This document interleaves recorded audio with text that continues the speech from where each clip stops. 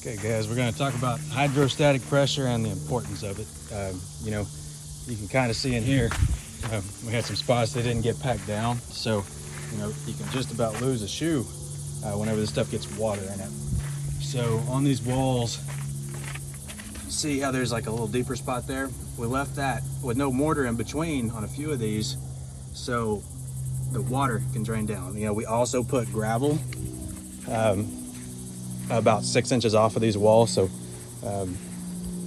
it's hard for me to get up there to get a picture of it for you, but we put gravel on the inside of that so that water can quickly run down. You can see another spot right there. That's where we're letting this water come out.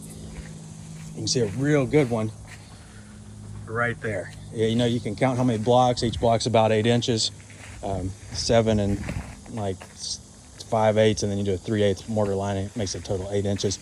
But I just want you to see how much water, you can see it's dry over there, but how much water that puts out. We're going to put the roof over this house, and this is all going to be roofed, so we're not going to have to worry about this. This is the garage, but we're going to put a roof over all this house. It's going to go way back there, and all the water is already packed down back there, and it's going to force the water around on the back of the house.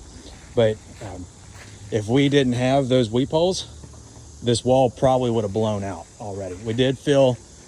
We used some extra mortar bags that we had about 26 of them. So we put extra mortar in 3 of the cinder block cells to hold this before we can fill every one of them during the concrete pouring day. But just look at that. I mean, you can tell how much water. That's a lot of water. You put that on there. I think those cracks you see right there, I think that happened during the backfill, and it just kind of got a little too much weight on it too soon. But yeah. Those weep holes, this is what they do. They're highly critical when it comes to weep holes and water, because you're not going to be able, usually you're not able to pour this before the next rain. So normally it gets rained on 3 or 4 times.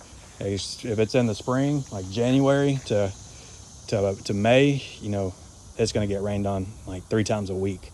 So really critical that when you get these walls up, you give them some weep holes to let the water come out of.